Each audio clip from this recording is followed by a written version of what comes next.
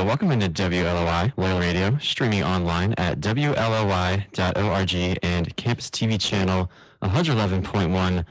You're listening to After the Whistle, Layla's premier sports talk radio show, airing every Monday from 3 to 4 p.m. and every Friday from 1 to 2 p.m. Welcome into another Monday edition of the show. I am your host today, Jeffrey Bozzi, alongside my co-host, Jimmy Cody. Jimmy, how's the weekend? How's everything going with you? Everything's going good. I enjoyed the weekend of football, baseball, college football. There was a lot of great things going on, including Alabama and Texas A&M going to the wire, ending on a bad call, whatever. And then some nice wild card games, which we'll get into later. Jeffrey, your team did pretty well. So I'm sure you're happy to advance in the playoffs. And then we saw some teams that or a team that your franchise, my franchise, this might be the one thing we can agree on is that we both dislike this team. We saw them lose. That was very exciting. And then a lot of close NFL games yesterday, particularly the Sunday game. And then actually the game that surprised me most was the one across the pond at 9:30. Yeah, so we're going to go through the slate here. We're going to start with the game across the pond. Like you said, the game in London. And that was between the New York Giants and the Green Bay Packers. And I believe on Friday, coming in, we both picked the Packers to win. Yeah. And everyone did. Thought that they were going to win for the simple fact that I just thought their offense was a little bit better, and I thought that they could put up enough points where I don't know if the Giants would catch up. Well, that's kind of exactly why the Giants won. Their offense showed up exactly when they needed to. And listen, they were banged up. They were banged up, too, throughout the game, and Saquon was in and out. But, yeah, you're right. The defense really stepped up, especially in critical situations down the stretch, and they gave their offense a chance to score points. And you know what? The offense came through, and they squeaked out of London with a 27-22 win, and they improved now to 4-1, which I think no one on this planet saw coming. The New York Giants being 4-1 after this week. Jimmy, I'm not sure if you caught the London game. I woke up a little late, so I caught the second half, but yeah, what did you think if you watched any of the highlights? What did you think about how the Giants looked? You think this is more about the Giants just kind of ascending and, I don't know, maybe proving themselves, like maybe they're going to stick around for a little bit? Or is this more about the Packers? Well, I think the first question that has to be asked is how legit are the Giants? It's a fair question. I'm not the person. I'm not going to sit here and give the Giants pom-poms. Do I think it's the most talented roster in the world? No. But you know what? They're playing really well right now. The key for them is they're really well coached, and they're not just coached well on one side of the ball, but they're coached well on both sides of the ball. I think they use the players they have to their advantage. They do a good job of, especially on offense, I think, working with what they have. Their defensive side of the ball is a lot more talented, but they've also used some high picks, and they've spent some money in that area. They've also spent money on offense, and guys haven't performed, Kenny Golladay specifically, but they've been able to overcome that. So I guess at this point, I think it's without a question, in my opinion, that right now the coach of the year front runner is Brian Daboll. 4-1, nobody saw this coming. Daniel Jones, there are people who wanted to get rid of Daniel Jones, and I'm not necessarily saying they won this game because of Daniel Jones, but you know what? He was accurate. He didn't turn the ball over. He just did what he had to do, and at the end of the day, that's sometimes all that you need. The defense has been really impressive, though, to me. I thought they did some really nice things, especially in the red zone, of stopping the Packers. Especially on that last drive that Green Bay had when they were driving down the field trying to get a touchdown to win the game. And I think they batted 2 balls in a row up in the air or down to the ground. And those are both on 3rd and 4th down. So they ended up sealing the deal for the G-Men. Yeah, they did do a good job on defense. And you know what? Credit to Barkley, because he is carrying them right now. He is playing phenomenally on the offensive side of the ball. He is carrying them. There's no doubt about that. Saquon Barkley, this is what you expect when you draft a running back 2nd overall. I know all the Giants fans are happy, but truth be told, it didn't really look like a great pick a year ago. There was talk maybe even about a trade. They end up keeping him, and he's performed this year. Now, the hope is, of course, with any running back is you just hope that he can stay healthy because he takes a lot of hits. He runs the ball a lot. He gets a lot of touches. But I thought even when he came out of the game, they did a good job on offense. It forced them, I thought, to be the Giants offense is who I'm specifically talking about. I felt like it forced them to not be so one-dimensional because they knew they had to have a balance because they're going to have to pass a little. They're going to have to run a little, especially when he's not in the game. And I thought that was Daniel Jones, one of his best drives that I've seen as a Giant. Yeah, I think the key for them, like you said, everything's going to go through Saquon, and I think that's obviously a plus because we know what he can do with the ball. I mean, just look at the one play where he had that juke on the one guy that was electric, and then the touchdown to give them the lead. I think the key for them is if Daniel Jones can just limit the turnovers because he has guys who he can throw to. They may not be household names, Or but healthy. Kadarius Toney's hurt. Right, but he can spread the ball around, and I think they have different guys they can use for different situations, and I think that's and then plus. Who knows too? I got to bring this up when talking about the Giants. We didn't really get a chance to talk about it on the air, but this is still a big story. Odell Beckham visiting them. Yeah, do you think there's anything there? Think there's anything? Well, it's funny because Aaron Rodgers also made a comment about Odell Beckham this week too. So he said like he's a talented player. You know, he's not sure if they really. The way he said this is like I'm paraphrasing, so it's not going to sound as good. But I promise it was more of a positive statement. He's like, you know, I'm not entirely sure if we need him, but I know he's a great player, and if he's healthy and doing good things for the team, like it's a guy we could use.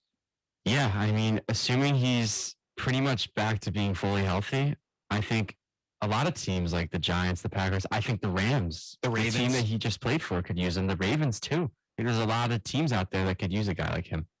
Yeah, I think he will get signed eventually. Like I think that's probably who knows, the Panthers maybe. I don't know if he's going to want to go there, but you know.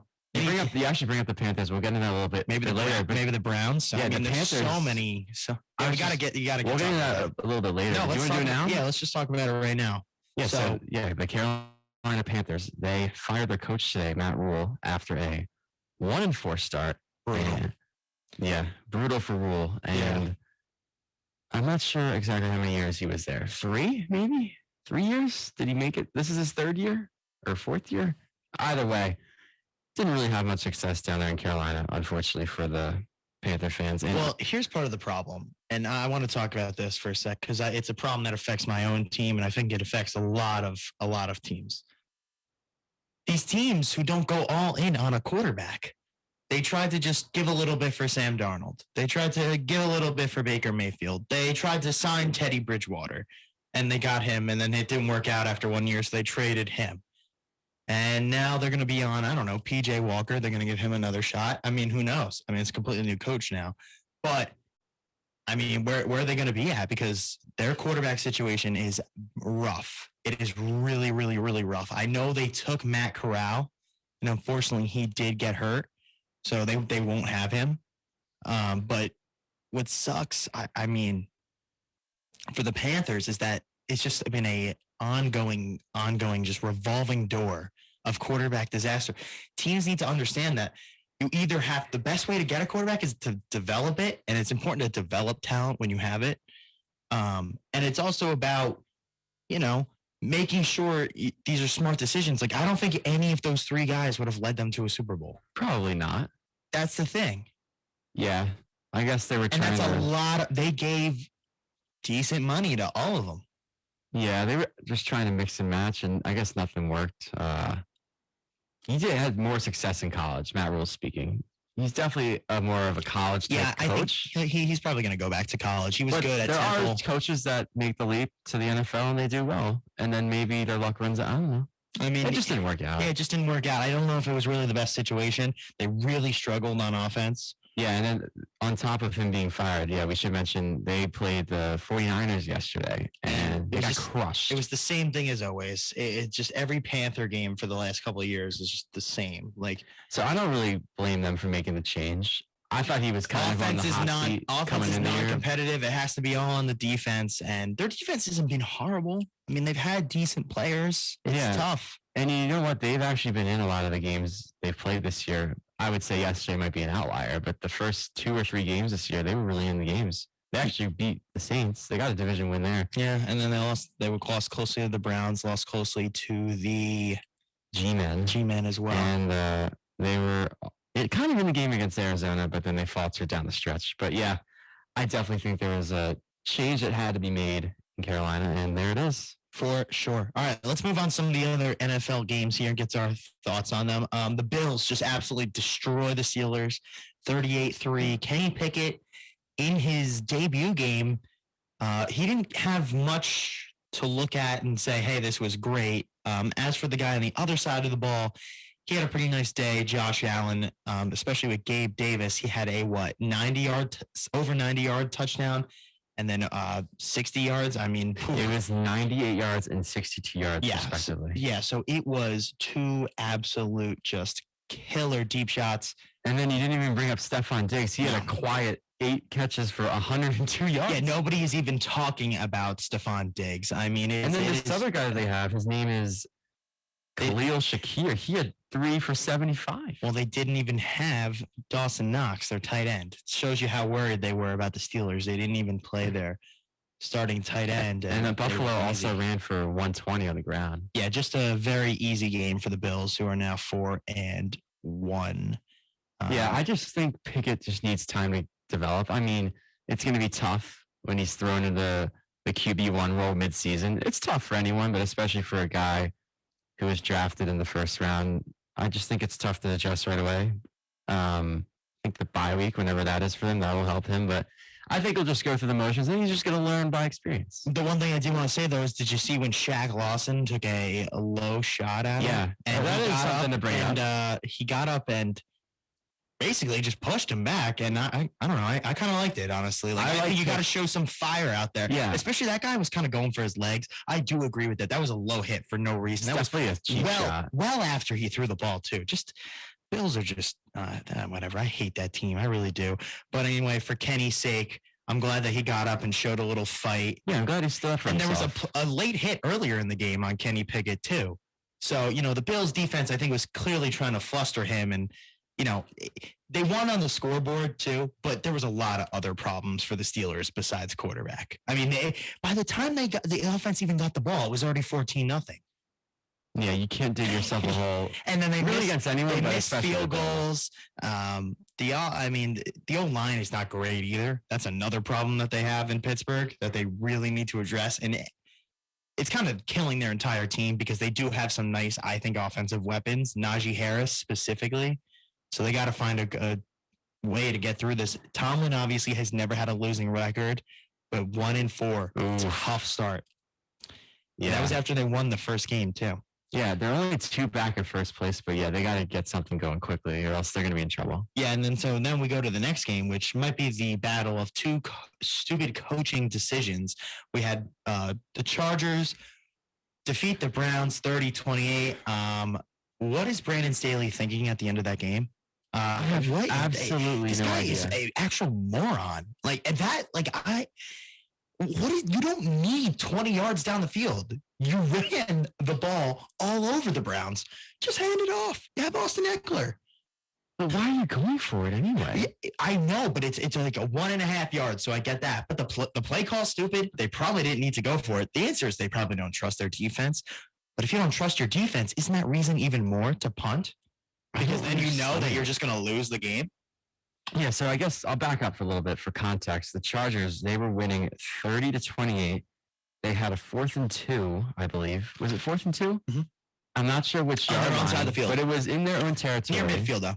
So maybe in the 40s somewhere. I think it was on the 47 or 48. They go for it and they don't get it. And then the Browns they had a go-ahead potential. Actually, game-winning field goal. It was a game-winning field goal. Cade York, the 4th rounder. And they missed it. Yep. But I just don't understand. Why are you putting the Browns in that position for them to win? I have no idea what he's thinking there. I don't get that. I think Staley's one of those coaches. We know he's going to go for it a lot because just based on his track record from last year, he goes for 4th down a lot. Yeah, there's a lot of other coaches who do that when they're way smarter about it. It's just he's one of those. He is coaches. Reckless. He's crazy. Reckless. So reckless. And they're not even calling good plays on 4th down. Now, I know he's a defensive coach, too, which is got to be the most surprising part in all this. He's not even this big offensive guy. No. He's just analytics. Do you think part of it for going on 4th down so much is maybe he just trusts Herbert so much that he's going to make something out of nothing? Well, if I had an elite quarterback like that, I would want them going for 4th downs, too. So I completely understand that. But I mean, the play call is just the one that's. Well, and when you bring up why can't you hand it off, the way that Austin Eckler was running the ball, that makes it even worse. Yeah, I know. I think he ran for 173. Yeah, he had a pretty good day. Yeah. They found a way, though. I mean, that was a big win for them in the grand scheme of things because they're kind of limping into that game a little bit. I know that they bounced back the week before in Houston, but Yeah, they needed that win. And that was actually could be a huge win later in the year. Maybe if tiebreakers come into play with the wild card of whatever it is. Yeah. That was a big win for them. Yeah. All right, moving on to the next game, we have the Houston Texans defeating the Jaguars and picking up their first win of the season. The Jaguars were supposed to be the big home favorite this weekend, could not get it done. No, and I believe it was the 8th straight time that the Texans beat the Jags, which I found crazy to believe. But I guess they just have a number. And yeah, I guess the second week in a row, Lawrence just couldn't find the end zone that much. I mean, he didn't find it all yesterday. He found it a couple of times the week before, but yeah, their offense was just stagnant. Yeah, and the Jaguars were at the 2-1, and now they're 2-3 after two close losses. I mean, one possession in both. I mean, that sucks for them. There's not really anything else that they can do. They just have to go out there and start winning games. They're just lucky because they're still their division is still very competitive in the divisional race because one game back of the Titans. Yes. And then as for the Texans, just good for them to get their first win. They had some young players have good games. Damon Pierce, the new corner they have. What's his name? Stingley. He had an interception. Yeah. By the way, that play, it's funny you bring up that play. I saw that play live. That was an awful decision by Trevor Lawrence to throw it. He also could have ran forward, and he could have probably gotten. And the Jaguars defense didn't even play bad. No, the 13 Jags points. has been pretty solid. Yeah, so 13 points. That's not bad, and they still couldn't get a win. But yeah, the Texans, they were the only team without a win, and now they have a win. So there's no more winless teams. Yeah, a lot of parity in this league for sure. All right, moving on. We have the Bears taking on the Vikings. The Bears lost 22-29. The Vikings get another win. The Vikings are kind of quietly 4-1. Yeah, and this game was very interesting. Minnesota was coming out pretty well. They got a 21-10 lead, and then all of a sudden, Chicago scores a couple times, and they actually briefly took a 22-21 lead, and then Kirk Cousins he didn't find anyone. He ran in for 1 yard. I was going to say he found Jefferson on a 2-pointer, which ultimately put them up 7, and then they ended up winning the game. Cousins was really good. I think if they can get more games out of that, like from him, I think they can go a long way. He doesn't do it in the big moments. That's the problem. He'll pick random games like this to play well. And he still did have a turnover, too. And he only threw for 1 touchdown. Right. I mean, really, I thought the reason that they kind of won was how well they ran the ball. They were able to control the clock. Dalvin Cook did really well. Cousins came out really good, though. I think he was 16 for 16. Yeah. And I'm not saying he was throwing the ball very far. He was. You know what? Definitely wasn't. It's fine. I mean, if you're completing passes, getting the ball on Cook and Jefferson, I mean. But that Viking defense is brutal. I mean, they gave up a lot of points to a bad offense. Yeah, I think down the stretch, if they play teams that can put up points, I think it puts a lot of pressure on their offense to do the same. And I don't know if they're going to do it because sometimes they can show up and they can put up 29, but there's other weeks where they can not show up and they struggle to get to 10. Yeah, that we don't really know what we're going to get from the Vikings. So. But you know what? They're in a good spot because they have solo first place in the North, and they also have the tiebreaker over Green Bay because they beat them week 1. So that's looking like a pretty good setup for them so far. All right. Yeah. Moving on, we had the Patriots absolutely destroy the Lions in Foxborough, 29-0. Dan Campbell said after the game that this was rock bottom for the team, and now they have to get up. Since the Lions kind of looked decent in the beginning of the season, things have not really been going to plan, and they got to get back on track. Yeah, and listen, we know what their offense can do. I believe they had the number 1 scoring offense in the league through the first 3 or 4 weeks, and then they put up a donut this week. And then on the flip side, they actually have the worst scoring defense in the league. So yeah, really a tale of two sides of the ball, literally. The offense did nothing, and their defense did what they pretty much always do. Yeah, and that's give up points.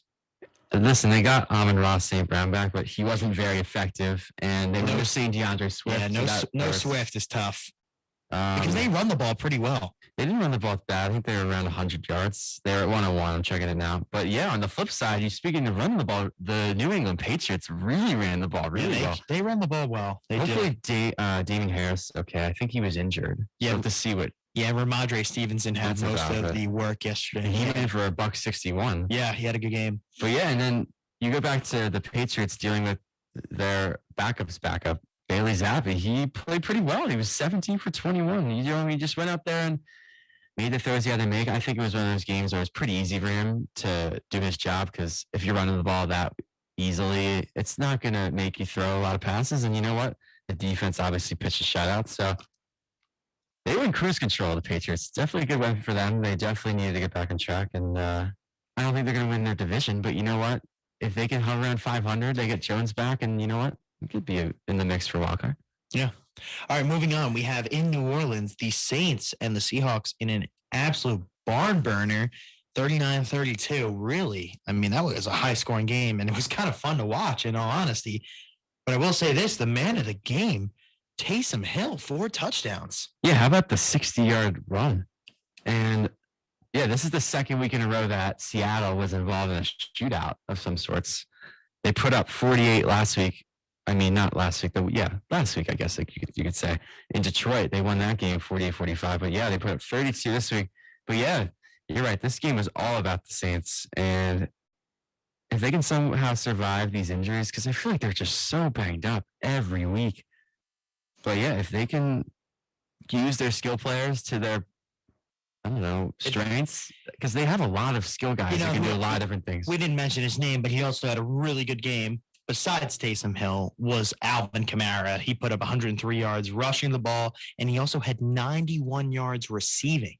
Yeah, that's very impressive. That's a nice game. Over 200 It's huge yards. that he had the receiving yards because they were missing Michael Thomas. Yeah. And I think if they're healthy, if they can... They also didn't have Jarvis Landry. Right. If they can get healthy, and I think they can live up to their potential, and if they can put up offensive numbers like this, I think they can beat anyone because... Listen, I know that their defense gave up 32, but I think their defense is a lot better than how they played Sunday. I really think they could be good. It's just they haven't put it all together yet. Yeah. And you know what? They play in a tough division with Tampa Bay there, so they're obviously going to be a threat. But you know what? They're only, one game back of them. So and they have a big game next week against the Bengals.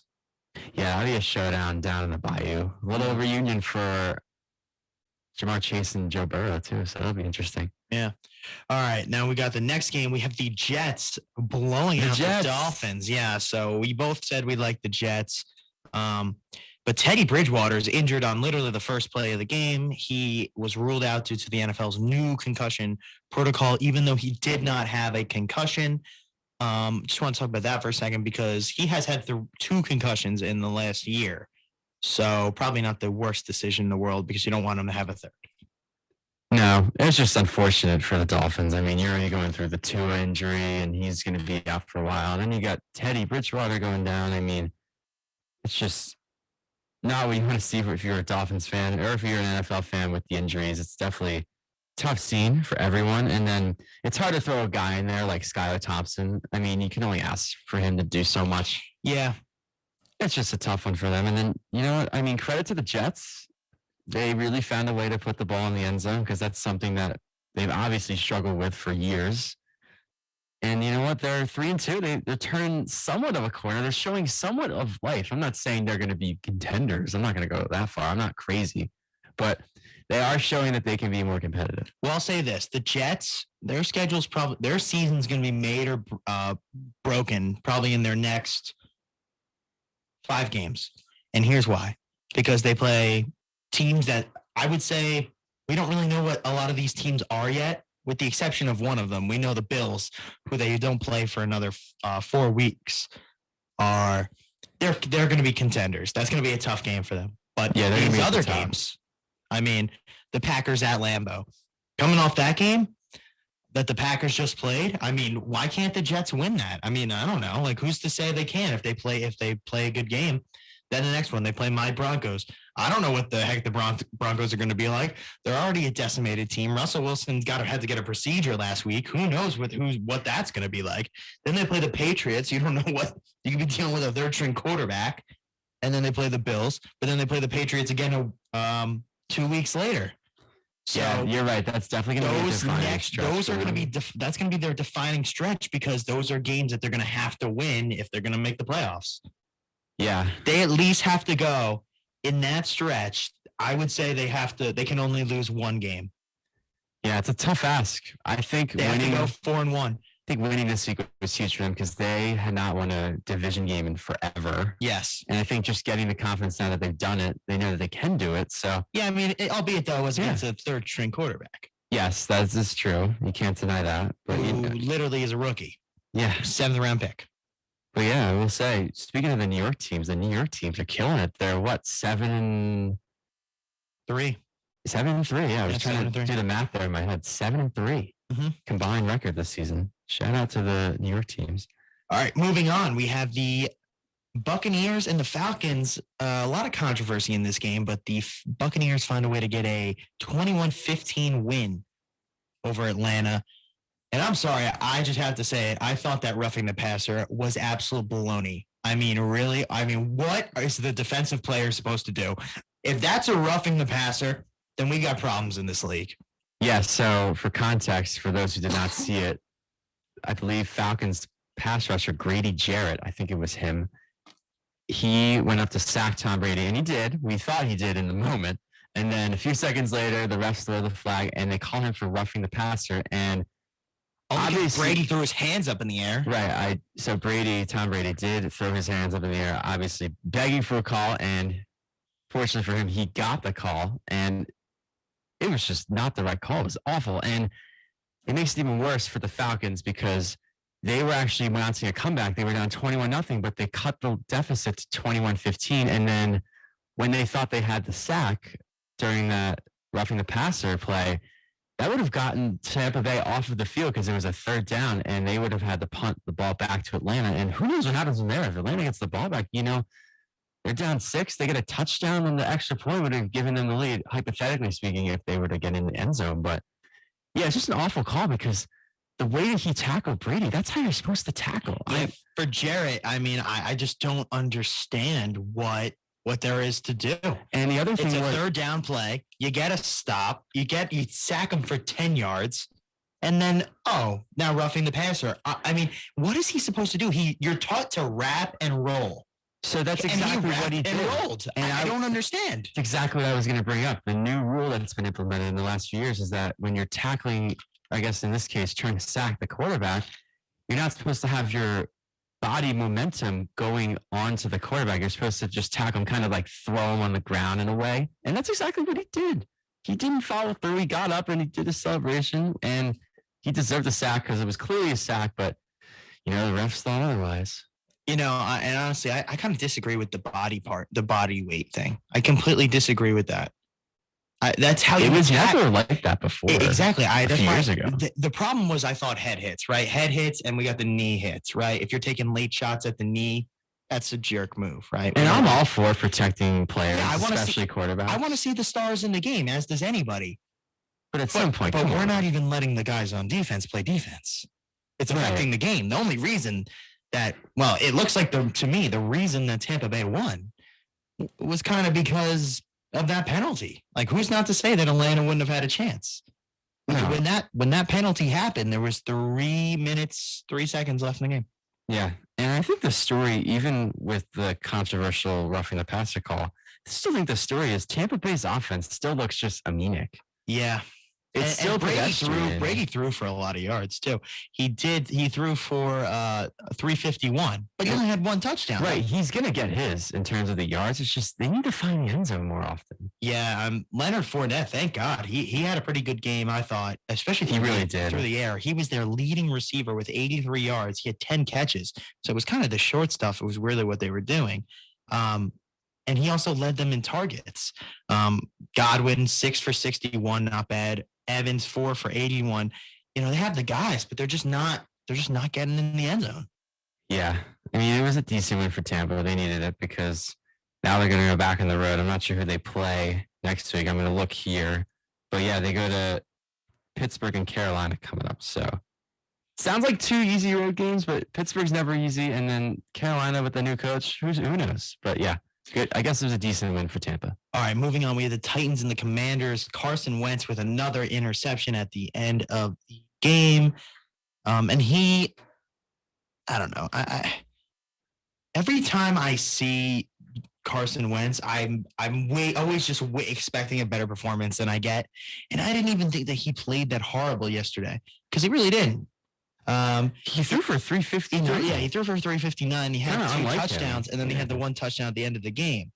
The problem is the O-line stinks, and they also don't run the ball well at all. So he has to do everything. And that's just not a recipe for disaster because I'm sorry, Carson Wentz is just not that good. Yeah. When speaking of running well, talk about a really good success, feel good story of the human interest. Brian Robinson, the Commanders running back, the one that was shot, I think, a few weeks ago, or In maybe August. it might have been a month or so ago, back in August, so maybe a month and a half ago.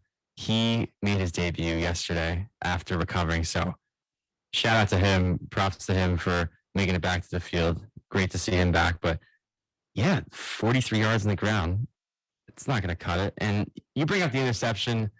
And listen, He did not have 43 yards. He had 22. Oh, yeah, no, I was saying as a team. Oh, yeah, as a team, they had 43 yards. Yeah, I was going to say. I was like, I should have specified there. Only 43 yards is not going to get it done for a team. No. Yeah, but yeah. And especially when Derrick Henry on the other side is going for 102. And listen, Washington, they attacked Tennessee through the air, and they had pretty good success because the one guy in the Commanders, his name is something Brown. His name starts with a D. De'Ami Brown. He had 2 touchdowns. One, I think, was 75 yards. The other one might have been in the 30s. So Terry McLaurin had a good game too. 5 catches for 76 yards. So Wentz was definitely doing it in the air. But yeah, you bring up the interception like we did in the beginning of this, talking about the game. It's just so typical Carson Wentz. He always finds a way to just have some stupid turnover. And I'm not trying to be a hater just because he used to play for the Eagles and I'm an Eagles fan, but there's always that one throw that he wants to have back, and it always happens at the worst time. Yeah, that there's so many quarterbacks that are like that. It's very annoying, I must say. I mean, but yeah, tough loss for Washington. Daniel Jones did the same thing for the longest time. Hopefully, he's out of it now for the Giants fans' sakes. But there's a lot of guys that make dumb mistakes like that. Yeah, tough loss for the Commanders. They have a short week. They go to Chicago on a Thursday night game. That's a brutal one. Something. That's a brutal one. All right, moving on now. We go until the 4:25 games. We got the Eagles and the Cardinals. Jeff, you guys got a little lucky. I thought that was an absolute most Eagles way to win. No offense, but come on. What is this guy doing missing the 41-yard kick? Come on. And then so the Cardinals end up losing 20-17. I mean, the Cardinals offense, it just, oh my God, every time you think they're going to get in the end zone, they just find a way to kind of stop a drive. I mean, they will have these nice plays, and then something always goes wrong with their offense, whether it's penalties, whether it's a bad play that ends up going backwards. I mean, gosh, they shoot themselves in the foot so much. I like how the Eagles played on defense because I thought they did a good job, like, defending the Cardinals, and they really never let them get into a groove, especially running the ball. But at the same time, I thought the Cardinals shot themselves in the foot a lot. Now, I'm interested to hear, what did you think about the Eagles offense? I didn't think they were great, to be honest with you. No, I'm not going to stand up here and absolutely praise them because they did not play great. I don't think they played awful, but it definitely wasn't up to their standards. I think down the stretch, they kind of went back to running the ball, and it worked because they chewed up a lot of clock. And while they didn't get in the end zone, they set up for the 3 points, and they took the lead, which ended up being enough. But yeah, I thought Jalen Hurts did a good job of giving the ball to Goddard and Smith, especially. He threw the ball to A.J. Brown a few times early on, and then he kind of just disappeared from there. Yeah, A.J. Brown did not have as big an effect as he's been having, for sure. And I think getting Smith more involved was key because he's kind of been quiet this year. He did have that one good game in week 3 against the Commanders, but he's kind of been, I don't know, hiding from A.J. Brown, just in the sense that I think AJ, I don't know if he's hiding. I feel like he's just, his workload is kind of cut down. That's what I'm trying to say. I don't think A.J. Brown's getting more does a looks. great job of really spreading the ball all the time. I think when he's hot with a receiver, he really does stick with them. And we saw that a lot, especially last year with Devontae Smith. Right, and now you have A.J. Brown. That a lot now with A.J. Brown, too. Yeah, I think now that you have A.J. Brown, it obviously takes way more pressure off of Devontae Smith. But if you look at just targets, I mean, Goddard and Smith were over half the targets. There was 34. They had 20 of them together. Yeah, Goddard, I think, had 9, and Brown had 7. He had 11 targets, I'm saying. Oh, Devontae Smith. Yes. Yeah. But he did have 10 catches. Yeah, so that's 10 good. catches. I'm saying, no, that's what I'm saying. I'm just saying that he threw the ball to the same guys a lot. I think that's kind of a theme here, and I think that's kind of why sometimes the stat line looks Why is one guy going off? Why is one guy not the other? I think a lot of it has to do with matchups, though, too. Like, I think Jalen knows where he's taking advantage of stuff. I will say this, though. I thought Hurts did a decent job, especially in the end zone or in the red zone, of getting into the end zone and rushing for the touchdowns, because sometimes offenses struggle, and it's good to have a quarterback who can do that near the goal line. Yeah, and the Cardinals had more yards than the Eagles in the first half, but you brought up earlier how the Cardinals just couldn't find a way to get in the end zone. The Eagles, when they got down there, they put the ball in the end zone. But yeah, I think the moral of the story of the game was just... Plus, Kyler had an interception, too. Yeah, early in the game, I think Gardner Johnson had the pick there. But yeah, I think the story was just that this kick was obviously a really tough pill to swallow if you're an Arizona Cardinals fan. Yeah, I do think the Eagles got a little lucky. They squeaked out a win, but sometimes you got to win ugly. But I will say, though, going into next week when you play the Cowboys, that's going to be a shootout. And we have to talk about the Cowboys. Yeah, Cowboys right now, they won a 22-10 game over the Rams. Cooper Rush undefeated as a starter, 4-0. The magic continues. And he's 5-0 in his entire career, but 4-0 this year. I think the story is, obviously, Dak Prescott's expected to be back next week against the Eagles. I would have to think Dak Prescott would start. Thank you, Mr. Rush. You did a good job. But, I mean, this is Dak's team. I mean, they were a great offense last year. But I thought this was a gutsy win by the Cowboys, especially because the way they played defense. I mean, they were awesome on defense. They were dominant. And I think it just starts with Micah Parsons. I mean, he's clearly just a game wrecker up front. But, yeah, on the flip side, LA is just so dysfunctional offensively. I don't know what's going on, if it's a Super Bowl hangover. I'm not sure if Cooper Kupp needs more help with the receiving core. And we know they can't really run the ball well, but I just think they're trying to do what they did last year with, I don't know, somewhat different personnel, because receiving-wise, you don't have Robert Woods there. Darrell Henderson Jr. didn't play yesterday. And listen, they gave Cam Akers 13 touches, but he didn't do much. I don't know what's going on with their offense, but they got to fix it. But yeah, the story here is Dallas's D is for real. Last year was definitely not a fluke. And yeah, they're rolling into Philly red hot.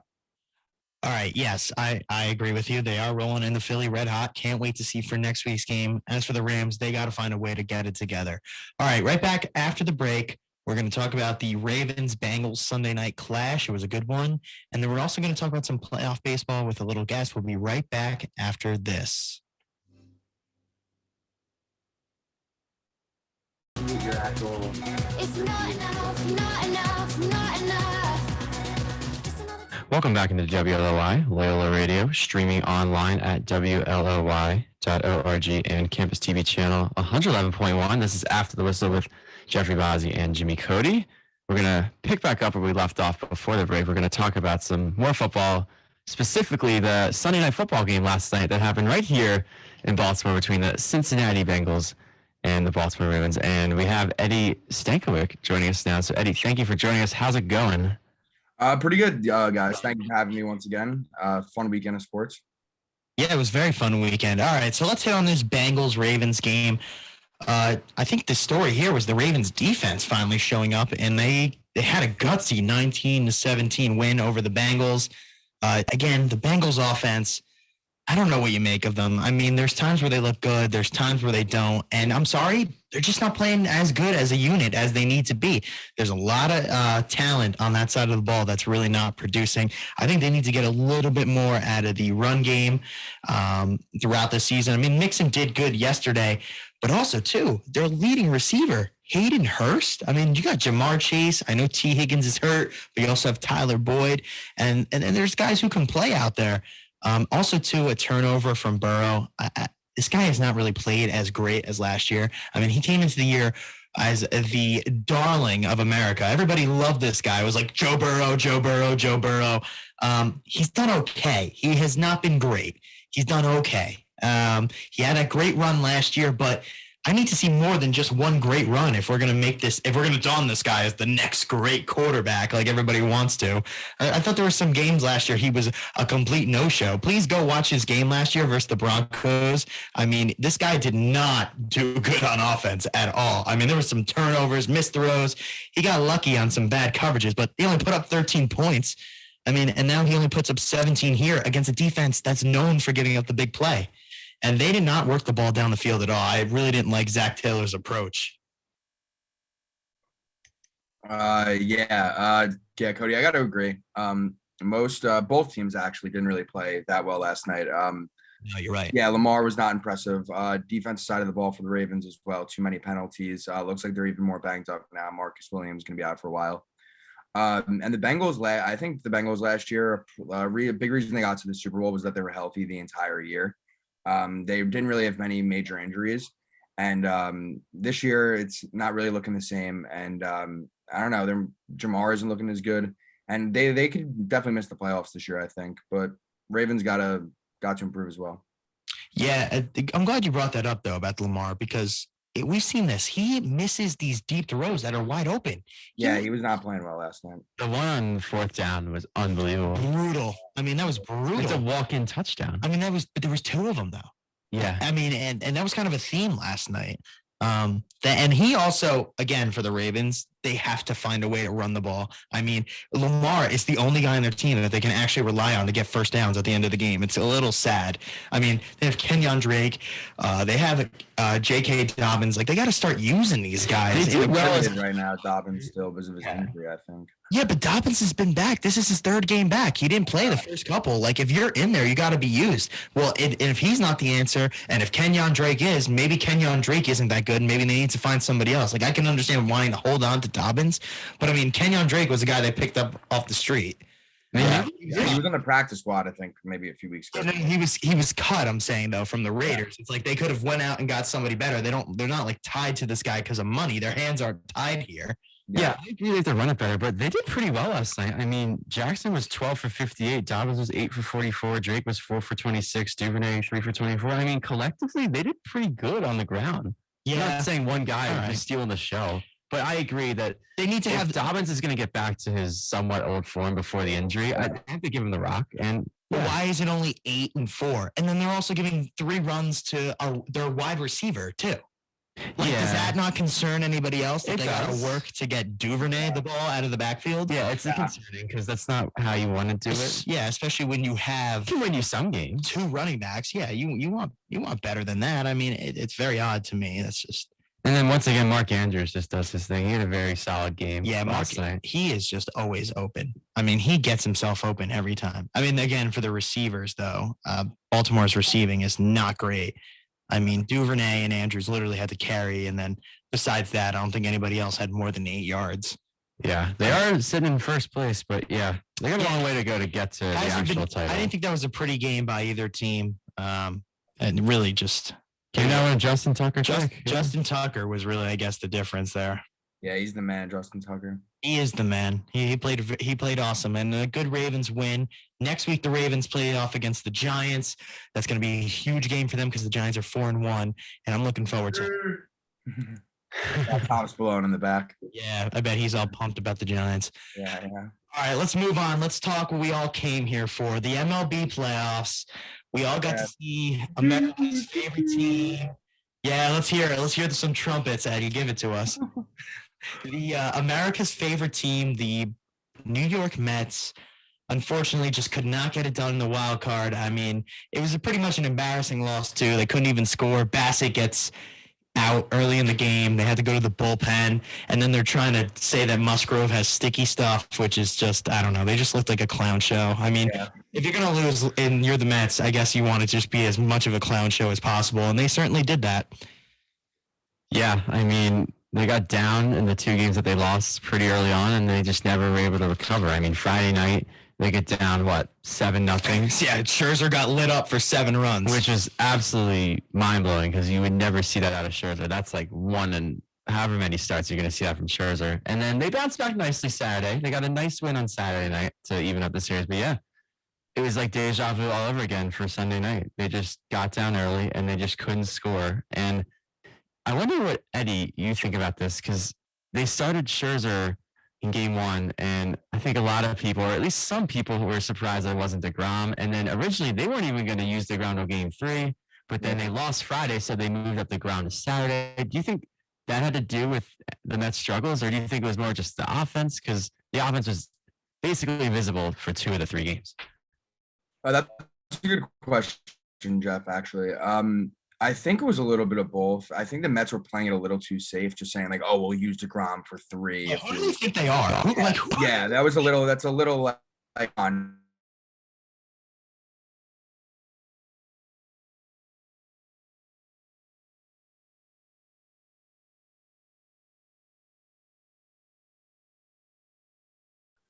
And I also think the bats were just not good enough. I believe that, and as I thought, we're gonna like pop off in the playoffs maybe for them, and it just really. Well, and didn't you bring happen. up the home runs. San Diego on Yeah. all of their runs via the home run. Yeah, they went crazy. Trent Grisham, oh my god. The guy batting comes up. Season. Trent Grisham was out for He blood. was. They came to play the Padres. Yeah, Juan Soto had a nice game yesterday too. 2 for 4 with That's 2 the end of the RBIs. Padre, I think. Yeah. Yeah, I'm sure the Mets are pretty happy they didn't get hit. Yeah. They had a great trade deadline though. Getting Darren Ruff and Vogel back doesn't That was get a better Will than Pond that. style deadline. That was a Will Pond style Pond trade style deadline. And also, too, you know what else they did? You know, we're sitting here talking about their pitching. The bullpen wasn't obviously didn't really have a chance to mess up the series because the game was lost by starting pitching. But what I will say is I thought when they said, "Oh, DeGrom's coming back," near the trade deadline, that was the most Will Pond ever. I mean, they're just like not even looking to get better. They're just, "Oh, well, DeGrom's coming back." Yeah, What is the that? Dodgers won 10 games last year, probably 105 games, and they signed Freddie Freeman this offseason. Like, Yeah, but the Mets are too good. exactly. Teams, you have to keep getting better no matter what. Yeah. So you Maybe bring they up didn't the understand Dodgers. that this year. Exactly. So you bring up the Dodgers, Eddie. They are the Padres' next opponent. They'll be facing off in one of the 2 NLDS series. Obviously, you would think the Dodgers are pretty heavy favorites in that series. Do you think the Padres can make it any bit interesting? Yeah, surprisingly, I do. If you asked me this like 2 weeks ago, I'd have probably said no chance. But well, first off, I think one of the 4 top seeds are going to get knocked out this round. I hope it's not the Yankees, but I think one of them are going to get knocked out. I hope it's the Astros. I think it's going to be either the Braves or the Dodgers. That would be my opinion. The Phillies and the Padres are 2 teams that are like 2 gritty teams that like have just came to play in both series, and they got a lot of young guys. They got really nothing to lose. Like no one's expecting them to win, and they're both hot right now. Like hot teams in the MLB postseason. We've seen it time and time and again. And Eddie, you know what else about both those teams? They both have guys who can hit a lot of home Yeah, runs. absolutely, yeah. And the Dodgers are definitely going to be a little overconfident against the Padres, in my opinion. Yeah, that's true, especially because they own them during the season. They've owned them forever, yeah. Yeah. Let's talk about some of these other matchups. Let's hear about the Yankees Guardians series. We got Garrett Cole on the mound tomorrow. I want to see a good performance out of Garrett Cole, but I just always get these visions of last year, and I don't know if I'm ever going to get those out of my head because we've had so many pitchers just disappoint in the playoffs. But I need to see like a good 6 innings, maybe 1 run or no run. Like I need to see, efficiency out of this guy. That's what I need to see. Like he needs to be throwing strikes. I don't need to see walks. When he starts losing it with the accuracy, that's when he goes downhill. Yeah, you have every right to feel that way about Garrett Cole. I'm nervous as well. What we're lucky though is, which sad we're even saying this about a guy we pay $324 million, but Cal Quantrill starting for the Guardians, that's the worst starter we're going to see for them. The game Cole starts, game 1. So hopefully that even if Cole gets rocked, the Yankees can hit Cal Quantrill. Yeah, that is also that's what I was thinking. Yeah, no, we unfortunately have to be realistic about the team here. Yeah, like that's what I was Quantrill is definitely their worst starter. Would we see? I mean, it would be Bieber on Thursday, right? Yeah, no, if they're playing. Thursday it's gonna be Bieber and Nestor. Yeah, and then Saturday, Sevy and McKenzie. Yeah. So those are set for the first games. What is the thing that concerns you the most about the Guardians? They're young. They don't really like what I was saying. They like relate to the Phillies and the Padres. They're not really expected to do anything. They don't really care. They got a really good leadoff hitter, Steven Kwan and Jose Ramirez, the top of the lineup, and Andres Jimenez. They're really that's as strong as the top of the lineup as you can get. And their pitching's really good. They got 3 guys in the bullpen: Karinchak, Sandlin, and Clase, who are all great. And the Yankees have been exposed by really good pitching. So the Yankees are going to have to hit this series. They're going to have to. Plus, is we have a so much better record at home, and thankfully these first 2 games are at home. Yeah. So we need to take care of business in our home stadium and do what we do. Home. Something about playing in the pinstripes just brings out a different animal in our guys. And you know who I'm looking to see? I because I don't want this to happen, and I'm nervous about this. Such a great regular season. I need to see Judge in the playoffs too, because if this guy goes cold in the playoffs, forget about it. Like, he's not going to be as beloved as he is right now. I can tell you that. It's all about the playoffs for me. I don't care about the playoffs in the Bronx. Like, regular season's all great, but if you wanna celebrate regular season stuff, go to Flushing, because you couldn't have asked for a better wild card round for the Yankees. Getting the Rays and the Blue Jays out. I mean, God, to get past at this point is the Guardians and the Astros. Yeah. I mean, more than likely it's going to be the Astros, but they're the team I'm.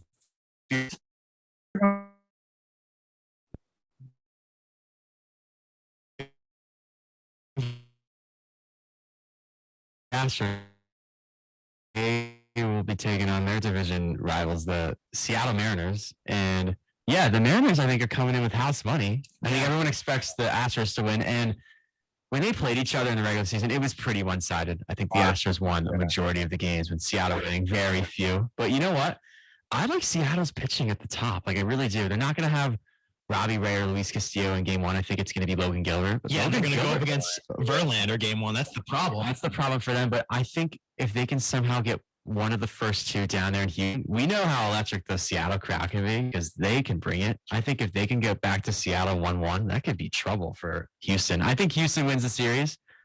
I don't think it's going to be a sweep, but yeah, I don't know. I think Seattle's got no pressure, because they kind of had to end the drought, which they did, and now that they're in, I mean, who knows what's going to happen? I mean, the problem is that the Astros have such a loaded lineup. There's so many guys on that team who I fear as hitters. Well, there's Alvarez, Bregman, you got Tucker. I didn't even mention Altuve. They also have Pena. I mean, these guys are all good hitters, and there's also other guys too, like, who can pinch hit, like Trey Mancini. You know, they got like pretty good players here. Like, the Astros are a good team.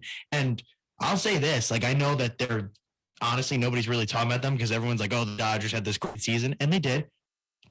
Am I crazy to think the Astros are just as good as the Dodgers? I really think that they're neck and neck. I really do. I think the Dodgers are like not nowhere near like how good their record is. I completely agree. I don't think they're well managed. I think their pitching's a little fluky right now. Could be exposed in the postseason. We'll see. Yeah, they feel like, I don't know why, but they just give me the vibes of a team who performs in the regular season and then just has these guys who show up in the postseason and do nothing. Like, can I really rely on all those guys who are pitching as well for them? I mean, I don't know if I can. Their whole vibe just gives me, they give me bad vibes. I mean, their lineup is proven. Like, there's no doubt about that. Like, they have Freeman, Betts. They got studs up and down. They hit Justin Turner, Trey Turner. I mean, they got so many guys. Like, I could go on and on about their lineup. But at the end of the day, I know you mentioned home runs, but the other thing that's really important is pitching, and especially bullpen pitching and starting pitching. And they're both so crucial. No, for sure. I actually was going to ask you guys, there's the one series we didn't talk about yet is the Braves and the Phillies. And we know, Jeff, we know you want to talk about the Phillies. We saved it for last. How to do it. I want to ask you two, as two outsiders. Jeff, I want to hear your thoughts. Also, I got to say this. How do you feel that the Tuesday 1 o'clock time slot? That's gonna be a little annoying there, right? I know the Yankees would never end up in that situation, but I mean, that's kind of stinks, no? Yeah, but personally, I don't mind it just because I get out of class at 1:55 and I'm done for the day. Oh, okay. So I just have to survive maybe there's going to be a lot of Philly fans skipping class on Tuesday. Oh, well, there actually isn't class during that time because the inauguration. So I don't hate the time. I don't love the time, but Wednesday's 4:35. Oh, so maybe that's a little better. But a little bit better. Yeah. But no, Tuesday 1:07. You would never think we'd be playing a game on a Tuesday 1 o'clock. But yeah, you got to deal with it. You know, just got to deal with what it is. All right, so let's hear about the game, Jeff, from your perspective. I'm not expecting us to win the series. I'll just say that right now. But I think we have house money. I think all the pressure's on Atlanta. They kind of came back and won the NL East, and they're the defending champs, and I'm sure they have those aspirations again. I think now that the Phillies are in, they kind of want to do more than just get to the NLDS. They're obviously thinking farther than that. But yeah, I think the key for us is if we can go down there to Atlanta and get a split, I think that's a win. I think going back to Philly 1-1 would be great. I think if we can somehow win without Wheeler or Nola on the mound, which will have to be the case on Tuesday because Ranger Suarez will be pitching for us, who's our number 3. But I trust Wheeler and Nola. I think if they can be what they usually are, I mean, assuming that they pitch game 2 and 3, but yeah, Atlanta's just a lot. They have a lot of guys that they can do a lot of different things, especially at the plate. I mean, you got Austin Riley, Acuna, Ozzy Albies. They keep signing these guys, by the way. Matt Olson, Michael Harris. I mean, there's so many guys. I think their starting pitching is pretty good too. I think we've seen them a lot, so I mean, there's definitely some familiarity there. But yeah, there's just a lot to deal with, and the crowd's tough to deal with down there. It's a tough place to play. Very tough, yeah. Yeah, they have a lot of good starting pitching too. Max Fried. They do. Spencer Strider, I think his name is. Yeah, it's gonna be tough. And then didn't you see they just re-signed him? They just did. I think they paid him $75 million. They got him for another. I mean, how do they keep doing this? It's unbelievable. Like, do these guys not know they're just getting cut out of money? Gosh, Steve Cohen's gonna probably pay half these guys like $500 million anyway. I don't know what they're free thinking. agency again this year to keep up with the Braves and the Mets with spending wise. I think. I know we're gonna go all in for third place. I think you guys. I think you guys are definitely gonna land either Trey Turner or Bogarts though. That's all. I mean, that would be nice. I think you guys will get a very good player this offseason. Unless the Orioles take us one of those two. Yeah, I think Gene Segura unfortunately might be that man out, so we'll see. Yeah, got a chance in the series though. No, I love Nola. He was unreal this year, and Wheeler too. Those two can carry them though. Yeah, I mean, Jeff, I'll say this. Did anybody expect you guys to beat the Cardinals? Probably not. Like, you're right. This is totally house money right now. Yeah, and I just kind of banked on Wheeler and Nola doing their thing, and that's exactly what they did. Yeah, I was shocked that we beat them in 2. I had a weird feeling that we were going to win the series. It's just to end it in 2 games. And listen, the first game, you can say what you want. We put up all the runs in the 9th. But I think game 2 is very solid because they got enough runs. And listen, there was only 2 runs, but yeah, the pitching did its job. The pitching did its job, and the star player hit a home run. Yep. Yeah. Yep. Yeah, recipe for success. Yeah. All right. Anything else to add on the Atlanta Philly series? I'm going to be honest. I think the way the Phillies are playing right now, like coming out of those wild card games, like especially winning 2 in a row, like they're hot, Jeff. I don't think you can ask for much more. They're a team that's hot, and they have the talent, dude, especially in the lineup. It's just about the pitching. Yeah, we'll have to see. We'll find out tomorrow at 1:07 on Tuesday. Yeah, really quickly. We didn't talk about this, but you got the Raiders or the Chiefs tonight, both of you? Yeah, I'll take the Chiefs mainly because Patrick Mahomes just absolutely owns the entire division and makes all 3 teams life absolute hell. So yeah, I'll just pick the Chiefs. Yeah, I'll pick the Chiefs to win. Maybe the Raiders keep it close though. I don't know. It's 7, right? So I could see Vegas keeping it close because they have played kind of well up there in Kansas City. They won last year or the year before. They won 2 years ago. 2 years ago. And it was the first game. They've lost 3 in a row since that game.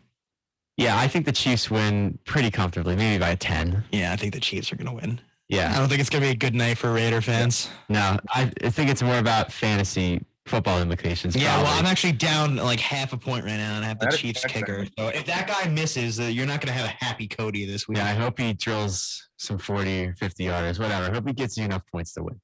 But yeah, thank you, Eddie, for joining the show. Appreciate the time as always. We'll have you on Wednesday for sure. Yeah, thank you. Always a pleasure to talk Mets baseball with you. Have a good one. And good luck to your Yankees. Thank you.